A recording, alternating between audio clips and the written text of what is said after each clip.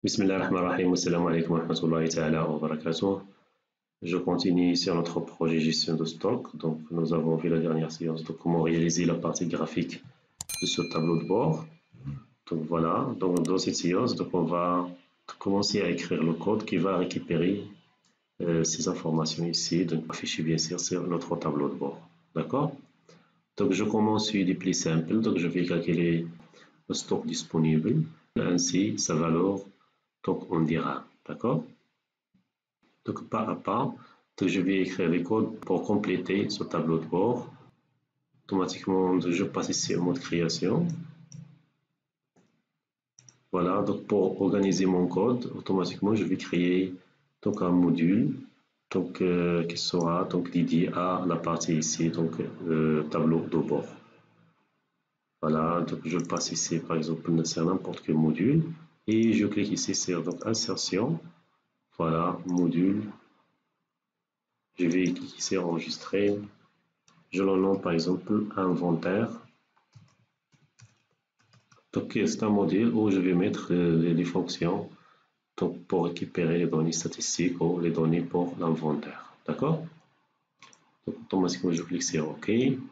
Donc la première fonction donc on va créer donc la fonction qui permet de récupérer donc le stock disponible. Ça veut dire la somme des quantités du stock disponible. Voilà. Voilà, je vais mettre pour la première fonction, donc je peux mettre ici, donc voilà, donc ici, donc situation du stock, de notre stock. Très bien. Et la première fonction, donc sera donc public, par exemple get, ça veut dire retourner donc le stock disponible. Voilà, disponible. Très bien.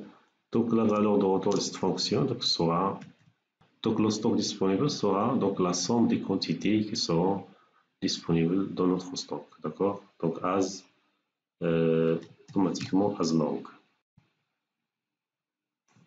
Voilà, je vais mettre pardon, ici donc fonction.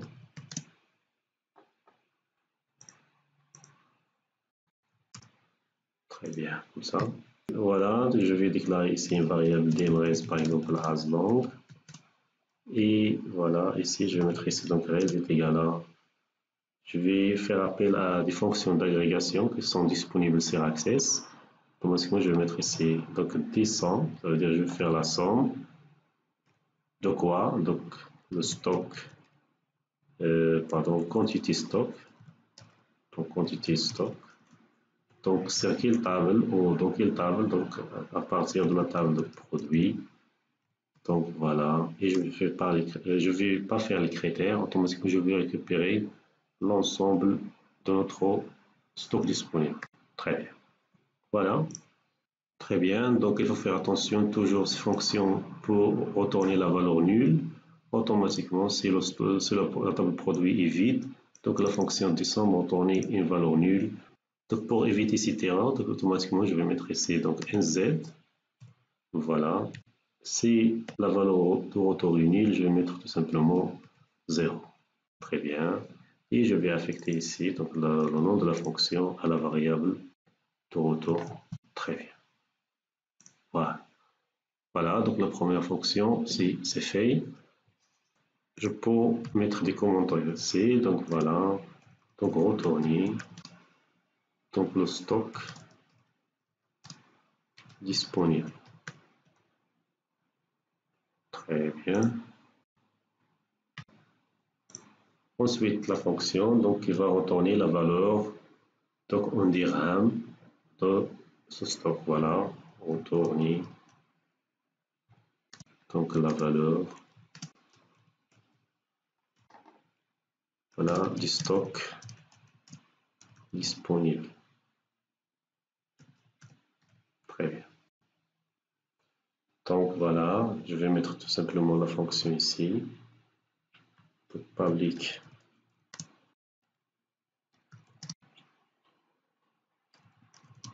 Fonction donc get, donc volume Donc stock disponible, tout simplement dispo, comme ça. Donc il va retourner bien sûr un single. Ça peut être une valeur à virgule, voilà. Très bien. Voilà, automatiquement, j'ai besoin ici d'accéder à notre base de données. Donc, parce que je vais récupérer, je vais faire une requête. Donc, il va faire la multiplication de la quantité fois le prix de vente. Et donc, je vais faire ensuite la somme de ces produits. Donc, très bien. Donc, je vais mettre ici db as database.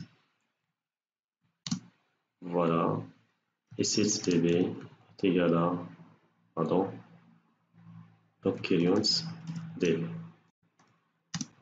Très bien. Voilà la requête. Je vais déclarer ensuite une requête. Donc, dmrec as string. Et je vais mettre ici donc le code SQL pour cette requête. Donc voilà.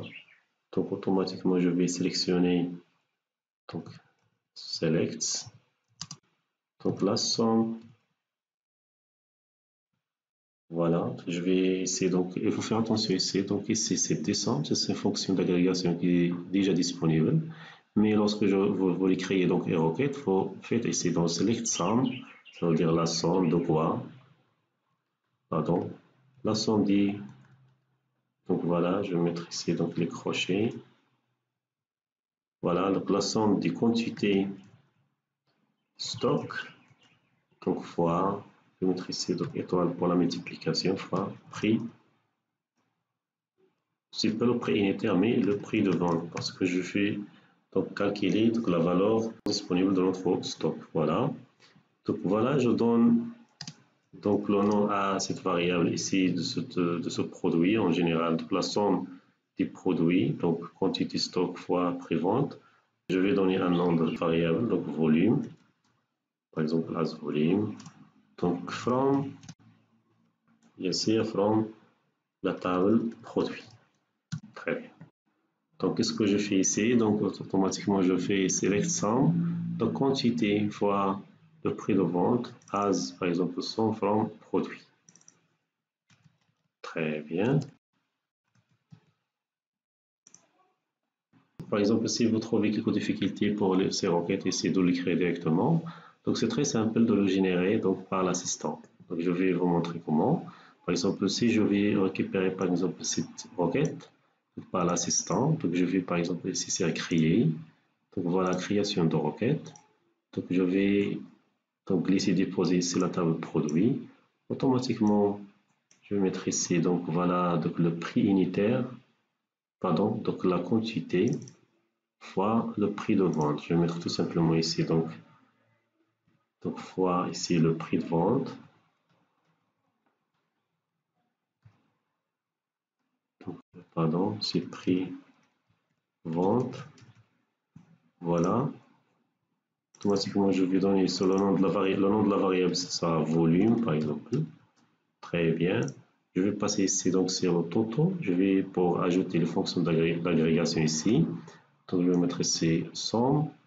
Pardon, c'est le total. Et voilà ici, donc, je vais mettre tout simplement la fonction ou l'opération somme. Très bien. Si je clique ici sur afficher, automatiquement il va retourner ici donc la somme des quantités fois prix de vente. Si je passe ici, donc clic droit et je passe sur mode SQL, donc voilà, donc je peux automatiquement copier voilà cette requête et je vais aller sur mon code ici, voilà, et tout simplement je vais le mettre. Donc comme vous voyez ici, donc c'est la même chose. Donc si vous trouvez par exemple des difficultés à créer votre requête directement ici, donc pour s'insérer de la syntaxe, automatiquement je vais générer donc notre requête sur donc l'assistant de requête, et ensuite je vais copier ici donc, la requête et je vais le placer ici, automatiquement ça va marcher. Donc as volet, from produit, très bien. Je vais supprimer maintenant, très bien. Voilà, donc pour exécuter cette requête et récupérer la valeur de volume, automatiquement, je vais mettre ici donc res, pardon, res ou res. Donc je déclare ici donc un paramètre donc d'une res, pardon, une variable res as donc single, et je vais mettre ici donc res est égal à. Donc pour exécuter cette requête, automatiquement je vais passer par une requête donc dynamique, voilà, et je vais mettre ici donc create query diff. Donc comme nous avons vu dans les dernières vidéos, voilà, je vais lancer une requête dynamique, donc create query diff. Donc pour le nom, je vais mettre tout simplement vb nul string, et pour la requête, je vais passer donc le nom de la requête screc. Automatiquement, voilà, donc lorsque j'exécute ces requêtes, j'aurai la possibilité d'accéder à ces enregistrements. Donc open record set, très bien. Donc open record set, donc il s'agit ici donc record set, c'est une variable de type record set, et je vais mettre tout simplement ici fields pour les champs, ça veut dire je vais accéder au champ. Donc quel champ? Donc c'est volume, très bien, comme ça. Et voilà, comme ça, je récupère automatiquement donc, la valeur de retour de cette fonction. Donc après, je vais mettre ici donc, la fonction donc, getVolume stock disponible donc, est égale à la valeur de retour res. Très bien.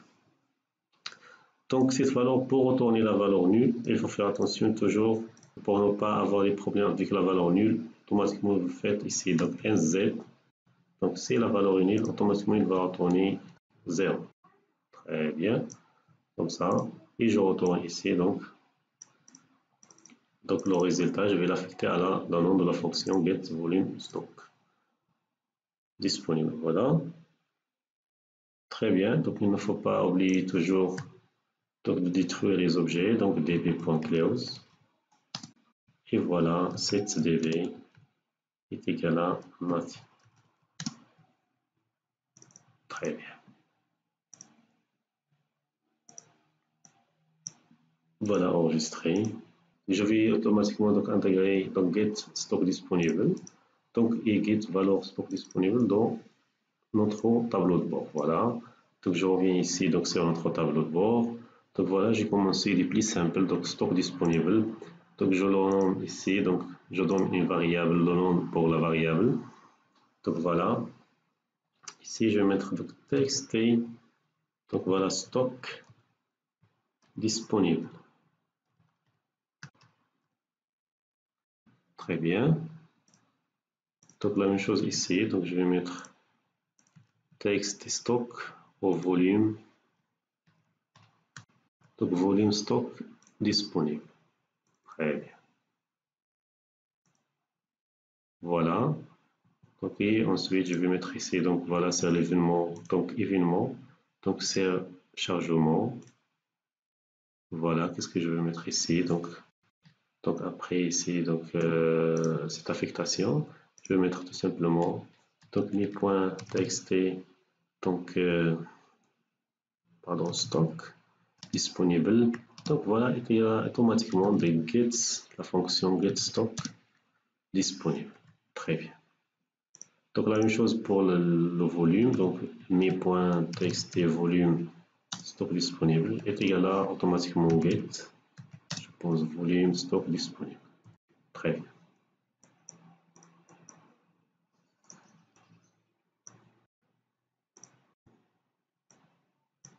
Pardon.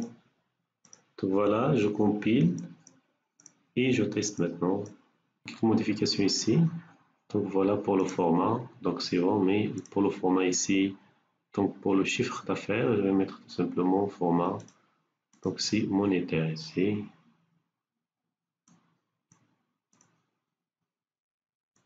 Très bien, comme ça c'est bon. Donc voilà, c'est relancé. Très bien, donc vous voyez, donc les valeurs sont automatiquement récupérées à l'aide de la fonction donc créée récemment, d'accord? Donc un petit problème qui se pose, par exemple, si je travaille en réseau, donc si je travaille en réseau avec plusieurs utilisateurs, à chaque fois je vais voir donc les données actualisées ici. Donc c'est par exemple un utilisateur qui fait des transactions, par exemple l'achat ou l'entrée d'une nouvelle quantité au stock, voilà. Je vais voir ici les nouvelles valeurs actualisées, voilà. je peux rafraîchir automatiquement ce tableau de bord. Donc, à l'aide d'un événement timer, je peux automatiquement donc, rafraîchir ce tableau de bord avec un délai, par exemple, bien déterminé. Voilà. Donc, je reviens ici donc, sur mode création, sur le formulaire ici, le tableau de bord. Voilà, c'est événement. Donc, je vais chercher ici, donc, je pense, timer. Donc, sur Minitree, voilà. Pardon. Donc, ici, sur Minitree. Et je vais créer, avant de passer l'événement Minitree, vous devez ici donc spécifier l'intervalle Minitree. L'intervalle Minitree, donc, par exemple, donc 1000 millisecondes, il s'agit ici d'une seconde. Aussi, voilà. Donc, vous devez spécifier ici l'intervalle Minitree, donc en millisecondes. Par exemple, ici, 1000 millisecondes, ça veut dire une seconde. Donc, par exemple, si vous voulez de plus, par exemple, faites 10 000, comme ça, et vous passez ici, donc, sur Minitree. Donc, vous accédez ici à cet événement, et générateur de code, et voilà. Ici, tout simplement, tu peux mettre ici, donc, le cmd.requery. Donc, voilà, comme ça, donc, je vais rafraîchir automatiquement. Donc, après, donc, cette délai ici, donc 10 000 millisecondes, automatiquement, je vais rafraîchir automatiquement les données et je vais récupérer les nouvelles données donc selon notre stock. Voilà. Donc, vous pouvez par exemple ici, donc sur ce bouton, je vais mettre ici, donc par exemple, refresh, donc situation, par exemple, stock. Tout simplement ici sur clic, vous allez mettre ici donc le cmd.requery. Très bien. Voilà. Si vous lancez par exemple et vous attendez un peu, vous allez voir que donc ce formulaire sera rafraîchi automatiquement. Voilà. Donc le premier. Très bien. Donc comme ça marche. Et si vous cliquez ici sur donc rafraîchir, donc soit rafraîchi automatiquement. Voilà. Donc je m'arrête à ce niveau-là. Donc et à la prochaine séance, Inch'Allah. Merci et à bientôt.